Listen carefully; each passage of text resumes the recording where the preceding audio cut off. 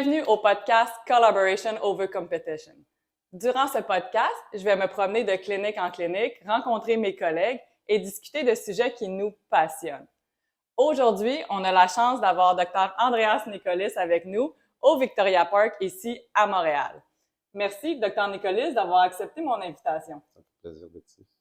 On a un sujet, le fun aujourd'hui, puis je pense qu'il est très en vogue et de plus en plus en demande. Donc, on va parler des injectables, mais plus particulièrement des neuromodulateurs, neurotoxines, ou communément appelés le Botox. Aujourd'hui, on va faire un petit spécial. On va faire le podcast bilingue, so half and half. So let's start. So first question, what do you think changed over the years about the perception in about Botox, about neurotoxin?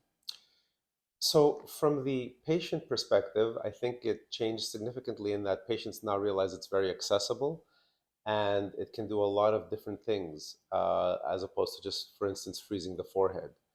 From the physician or the injector perspective, it's dramatically changed because now we have a choice of different neuromodulators and we have an expansion of techniques: forehead, glabella, crow's feet, masseters, jawline, nose wrinkles, upper lip, Even the neck. and even the neck. And I think that this is what's evolved quite a bit. It's expanded. And how important it is to choose a qualified injector for our injection, because there is so many out there. And it will continue to increase. I think this is one of the most important things. You don't take your car to any mechanic and you don't let just anyone build your house. You certainly have to be careful about the healthcare professional you choose. I don't have a problem with new injectors. In fact, I teach a lot of new injectors. But new injectors who focus on one or two indications, that's the right way to go. Not the advanced stuff, slowly and experience over time.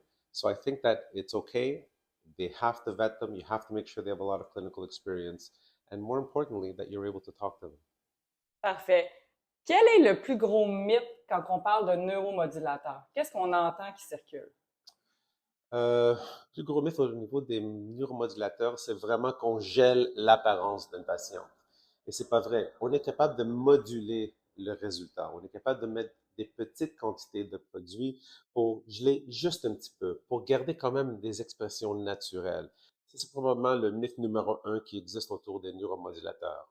Deuxième, c'est que le résultat est permanent. C'est pas permanent. Dès qu'on arrête, le résultat revient, même comme ça m'a été avant. Justement, parlant du frozen face ou du visage figé, je pense que c'est quelque chose que les gens ont même beaucoup peur. Qu'est-ce qu'on leur dit aux patients? En effet, ça prend vraiment une bonne évaluation du clinicien pour expliquer au patient qu'est-ce qu'on est capable de faire, qu'est-ce qu'on ne devrait pas faire.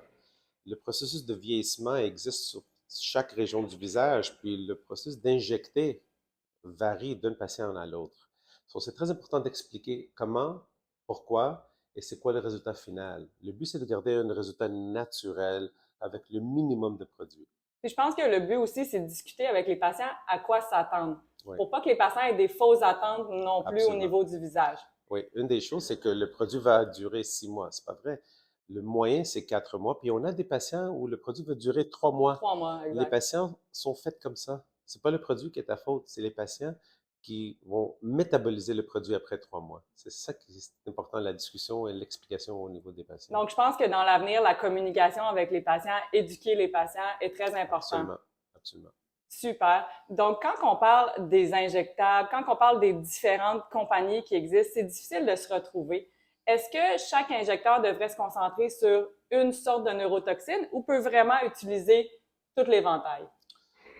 Je ne pense pas qu'il y a une raison pour utiliser plus que 2 ou 3 différents neuromodulateurs, mais ça vaut la peine d'utiliser au moins 2. La raison pourquoi, il y a des petites subtiles différences entre les produits. L'efficacité change dépendamment des gens qu'on injecte et le onset du résultat change. On a des produits qui, des fois, vont agir après 24 heures.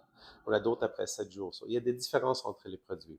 2, peut-être 3, mais pas plus. Exactement. Puis je pense qu'on peut s'adapter aussi aux besoins de chaque patient, puis à l'anatomie, la physiologie de chaque patient. Absolument.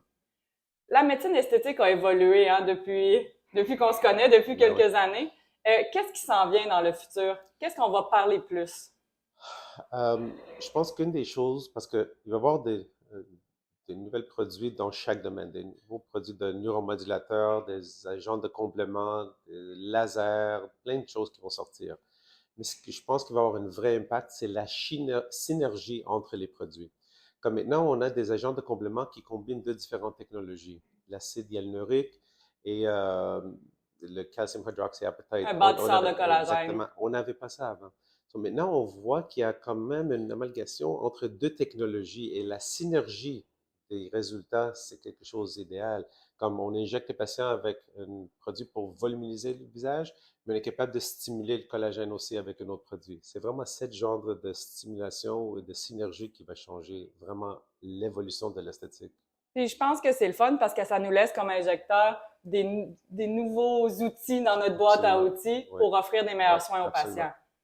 Dernière question, un peu plus philosophique. So, if you have one age that you could stay at, which age would you choose and why?